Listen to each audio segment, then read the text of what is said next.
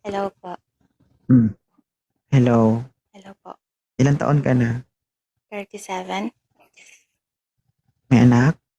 Meron, 4. Ang sipag 'no? Single mom? Byuda. Naghahanap ka?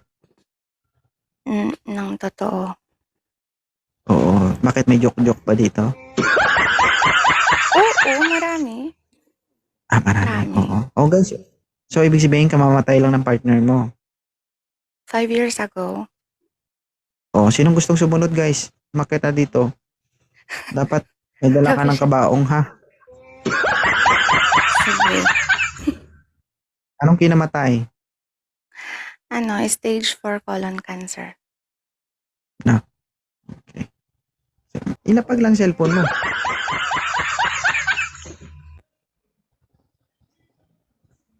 Nakalapag po yan. Ay, lapag. Okay. Hindi, di ba? Yan. Ilan taon na po si sir? 34. 34. Anong nangyari sa camera mo, sir? Ang labo mo dito. Ay, siguro yan. Pahiran mo lang yung screen niya. Sige, sige. Huwag yung daliri, ha? Sa ano po siguro? Yan. Yan pala eh. O, ibalik mo dun. Natalsikan siguro. Oo. Ilan taon na ulit si sir? 34. 34. Ikaw, ma'am? 37. 37. O, sir, may 4 na anak na po ito. Hindi po ito basta-basta. Okay lang sa'yo. Okay lang naman sa akin. Walang problema dyan. O, kamamatay lang ng asawa nito. Gusto mo sumunod? Hindi naman siguro. Oo, nasa iyo naman yan. Diyan natin malalaman kung seryoso ka talaga. Hmm. At least man lang, bago maging kayo, binalaan na kita. Okay po. Okay. So, bago natin ipagpatuloy, bago maging kayo, anong huling habilin mo?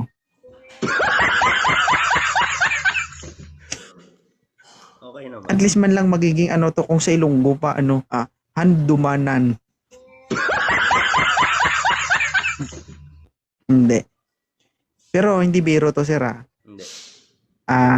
May 4 na anak. So, hindi naman nagmamatter sa edad whether siya ay 37, ikaw 34. So, Doesn't matter naman siguro. tama. Pero kasi ang responsibilidad na sinasabi, 4 ang anak eh. Kaya mo naman. Kaya naman yan. Taga saan ka? Ilocos ako. Ikaw, ma'am?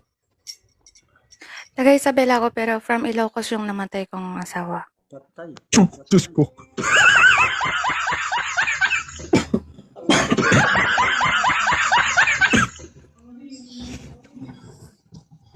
Huwag sana. Sa norte po. Sir, parang mga taga Ilocos yung target nito. Sur ako eh. Oo. Pero Ilocano Sur ka ka? yan? Oo, sur ako. Ilocano. Okay. Ano, ma'am? Pero okay lang siya, ma'am, mag-try ng Ilocano ulit. Basta ba yung gusto ko kasi sa isang relasyon yung may respeto lagi. At tumatagal. Oo. Chap-chapin mo, Ayoko gawin mong yung itik. Hindi rin naman maganda yung pangmadalian. Dapat yung pang night pang na.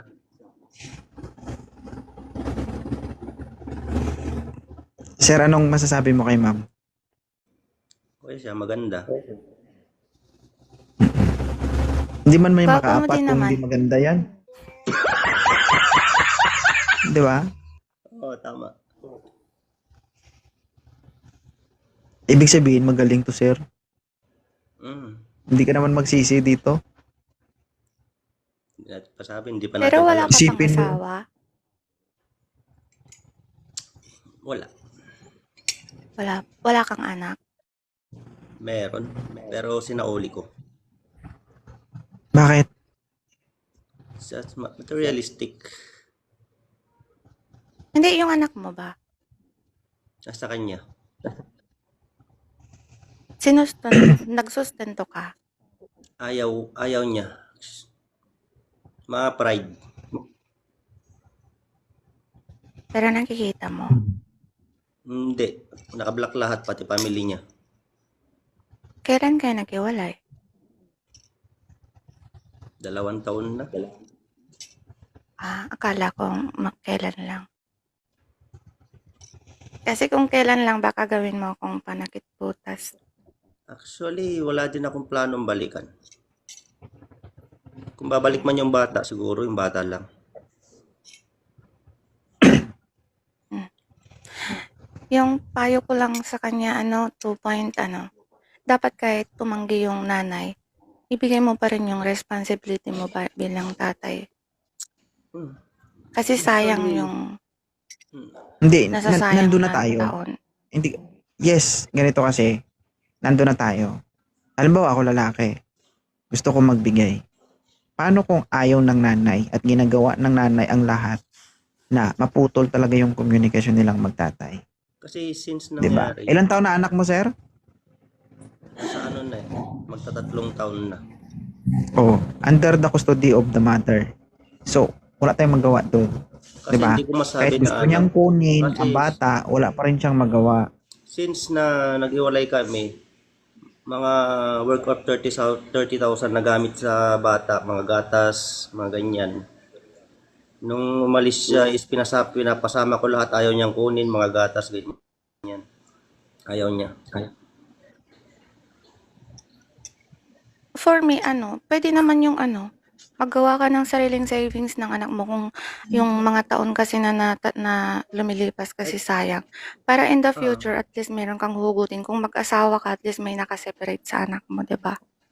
Meron. Kaya nga hindi ako bumalik ng barko kasi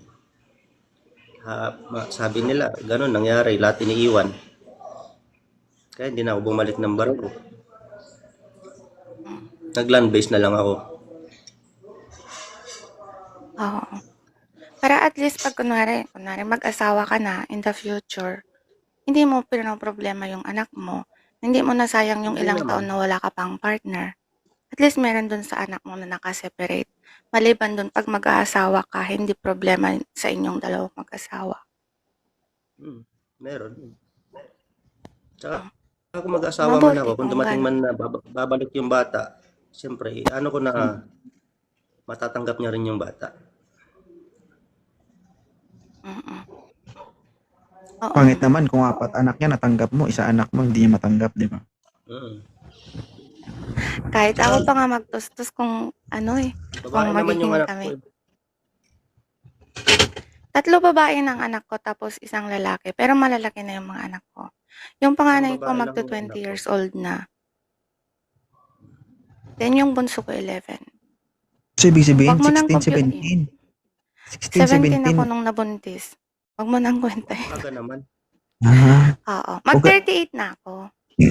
Sir, napaka-agresibo nito. May taning na kasi nun yung buhay niya. Kaya minadali namin. Mm, Sunod-sunod. mm. Kasi nalaman na namin kasi nun na may sakit na siya and hindi na siya maagapan pa. Last Aha. na siya kasi, nag-iisa na lang kasi yung apelyido niya na siya na lang yung nagbubuhat. Kaya nung sunod-sunod yung 3 anak naming babae, kasi every year ako nanganak nun yung sunod-sunod. Tapos pinilit namin magkaroon ng lalaki, so yun yung bunso. Sakto namang namatay na din siya. Ay, 28. Ilang taon lang namatay na siya. Baka sir, pag niyaya ka ni ma'am ng sunod-sunod, huwag kang pumayag, baka sumunod ka talaga. Hindi siguro. Hindi ko gusto na marami. Hindi, Okay lang kung sakali naman. lang naman. Kung masaya ka na sa isang anak, okay lang naman. Masaya na din naman ako sa 4, bali 5 na sila. Okay na ako dun. Kung gusto mo ako, Yung ano kung ayaw mo ako? yate. Lahat naman yan natututunan eh. Pinilig ako dito ah. Sir, Ah, Gusto mo ba ako? Sir, may Ayaw tanong mo siya, sir. sa akin? gusto. Ganda ka nga eh. Pero sa Ay, ngayon, hindi ko pa masabi na, siyempre, kakakita ko pa lang sa'yo is mahalin kita agad. Di pa siguro. hindi naman ibig sabihin na gusto mo is gusto mo, mahalin mo na, asawain mo na, no? Like, parang ano ba, yung nararamdaman mo ba yung kung anong personality ko, parang ganun. Yung first impression mo. Maganda ka, gusto kita. Gan. Hindi naman sa maganda. Pagka may Masarap nakilala na. kang tao, huwag kang tumingin sa ganda o sa gwapo. Kung the way kakausapin yung tao, ba? Ano makukuha sa ngayon? I think siguro, need ko muna malaman yung background mo. Okay, Magkakilala pwede muna naman. tayo ng ano. May tumatawag na sa'yo yung girlfriend mo, sagutin mo. Silusa. Silusa. Late na ako. May Patayin. pasok pa. Patayin mo muna yan. Patayin mo. Sino mas mahalaga kami ni 2 points o yung tumatawag sa'yo? Sandali. Wait lang. Patayin mo. 2 points o Wait lang, i-block mga mo importante. kasi. Silusa ito. Oo. Ayaw Ano mo yun? kasi i-block. Nakaka-istorbo kasi siya, bro.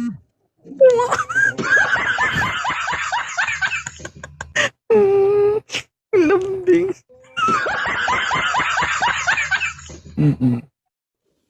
Medyo, I think siguro, i-add na lang kita. Then, pwede doon na lang tayo mag-usap.